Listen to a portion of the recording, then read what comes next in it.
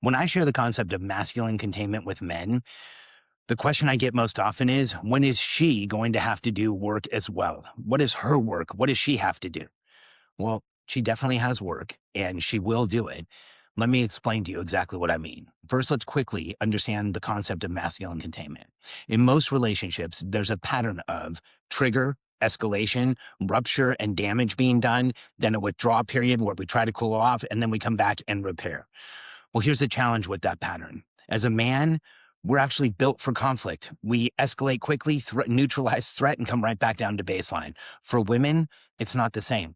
Women are built for safety and preservation. This is evolutionary biology. When a woman experiences any type of conflict, her body takes a lot longer to return to baseline. And in the conflict itself, because we represent an actual threat to her, and she does not represent a real physical threat to us, her nervous system is registering us as a threat over and over again. Well, masculine containment is us understanding this and doing the work so that we can regulate and calm down and stay present and contain ourselves. And so when there is a trigger, we don't allow it to escalate. When we see a trigger in our relationship, we get curious. We start asking questions. We lead with curiosity over judgment. We want to understand what's actually going on for her. And as we inquire and understand, she might escalate further, and then she'll start calming down and start being able to express herself and feel vulnerable. And we can prove to ourselves that her emotions are not a threat. And not only are they not a threat, they're beautiful. They're her letting us into her inner world. They're her showing us what's really going on for her. Now, a lot of men hear this and they say, well, it sounds like I'm going to have to do a lot of work to hold containment. When does she do her work? Well, let me explain both of our work. So first, if we go back to the scenario where there's a conflict between us and her, what we know is that in reality, we represent a physical threat to her, an actual, real, physical, mortal threat to her. Now, you might now not ever feel like you're going to actually touch her or do anything to her. Most of us don't. And she might believe that you're not going to do those things ever. But this is not at the conscious level. This is at a nervous system level. We are the bigger nervous system, or the bigger person in the room. We're more physically capable. We're typically more strong. We're more capable of violence. And so we actually register in her nervous system as a real threat. And when this happens, that conflict is, if it continues, she's going to have less and less time or less and less return to baseline in between conflicts, to the point where she's just in a fight, flight, fawn, or freeze all of the time. Now, here's how we figure out where both of us do our work. So for us as men, when there's a trigger and an escalation, we need to stop it by asking questions, by regulating ourselves, by calming ourselves down, because there is no threat in the room.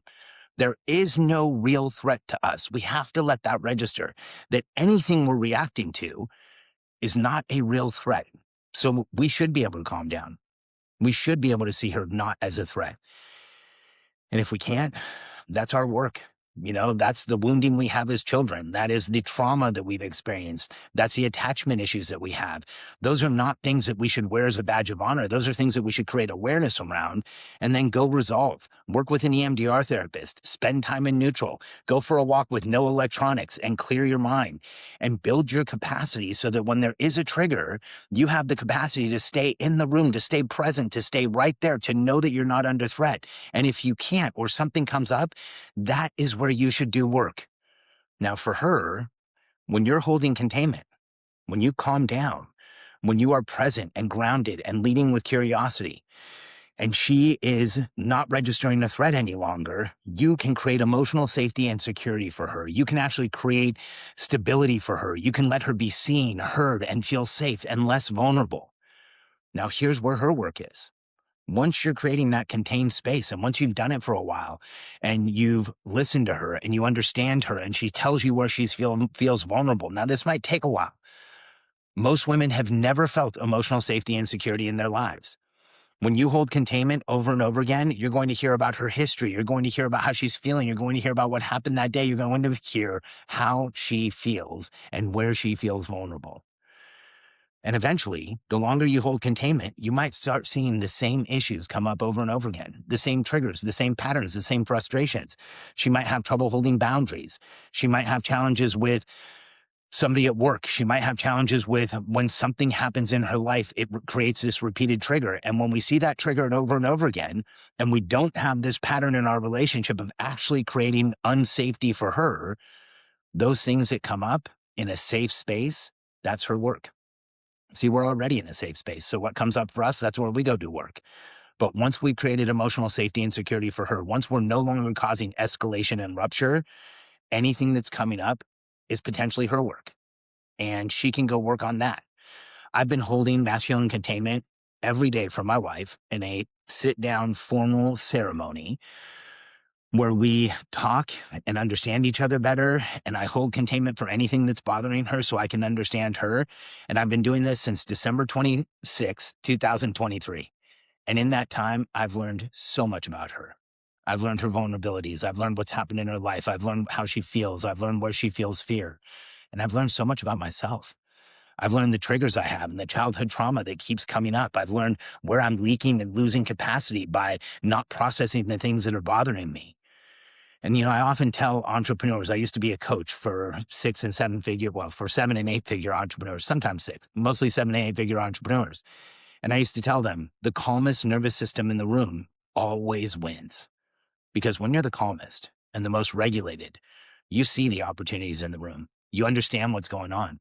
You allow intuition and inspiration to come to you because you're not moving so fast and so frenetic that you run right by it. Calm is a superpower. Presence is a superpower. Masculine containment is a superpower. Now, on that same token, for her, if she's still dysregulated and still feeling things and still has things coming up, same thing for her. That's where she can go do the work. That's where she can dig in. That's where she can get EMDR therapy or spend time in neutral or go for a walk and understand what's happening for her. And so often what men tell me is, I want her to do the work first. Well, let me tell you what happens. If you're in the situation of trigger, escalation, rupture, withdraw, and then repair where everything's fine, if she goes and does work, chances are it's going to be about you. It's going to be about the lack of safety that she's feeling. It's going to be about the conflict that she's experiencing.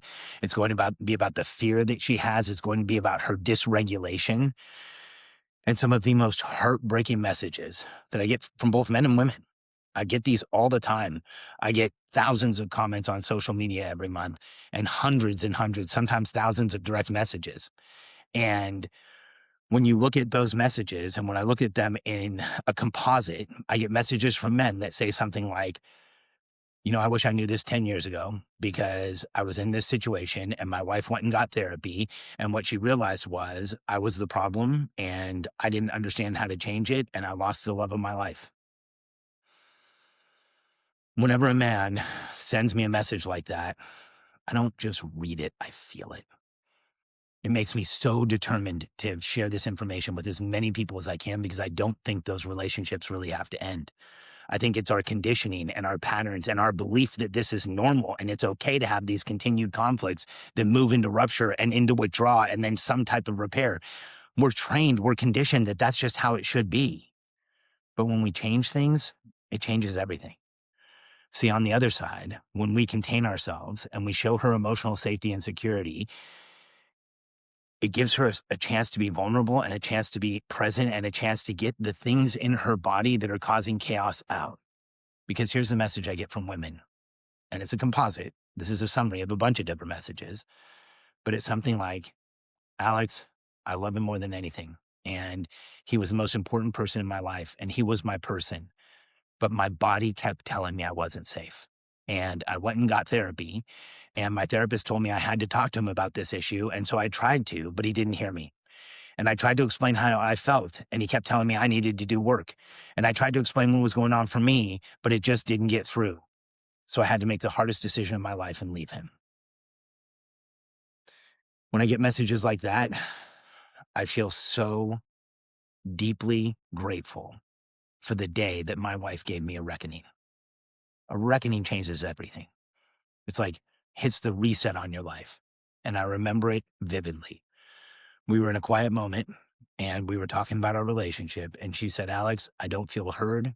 I don't feel seen. I don't feel safe. And if something doesn't change, I can't do this anymore. And it ignited an obsession in me like nothing I've ever felt because I thought we were doing fine. I thought things were getting better. And here I find out she's towards the end of her rope. And at that point, when she told me, I knew she wasn't leaving. I knew she was giving me an opportunity. I knew she was giving me a calling to do something different. And what I now know is that Katie saying those things to me was the most important initiation I've ever gone through in my life. As men, we need an initiation. We need a place where we can put our energy and have an understanding of what work we need to do so that we can do better, so that we can become the man we've always been, so we can reveal to ourselves who we are. And practicing masculine containment with my wife and hearing her and seeing her and processing what I needed to process so that I could do that changed everything. It made me who I am today. And it gave me the strength and courage to lead an organization like the Brotherhood Society, to be able to share this information with other men so that they can change their lives, so that they can improve their relationships, so that they can solidify the strength and the bonds within their family, and so they can have the capacity to go out and do whatever it is they want to do. When you understand that you should do your work and then you reveal hers and you both work on this together, you will create a relationship that will create stability, that will be the foundation of everything you do, that will create confidence and capacity in your life and change everything. I'm new at this. If this landed for you, do me a favor, make a comment or subscribe. I'd love to hear from you, and I appreciate you watching this video. Thanks for listening. If you're ready to learn more about masculine containment so that you can have more capacity, show up present, grounded, and aware, be the calmest man in the room who always wins, go to thebrotherhoodsociety.com. The Brotherhood is an international organization of men and a society where we learn masculine containment so that we can be better at everything we do, and I'd be honored to walk this path with you. I'll see you there.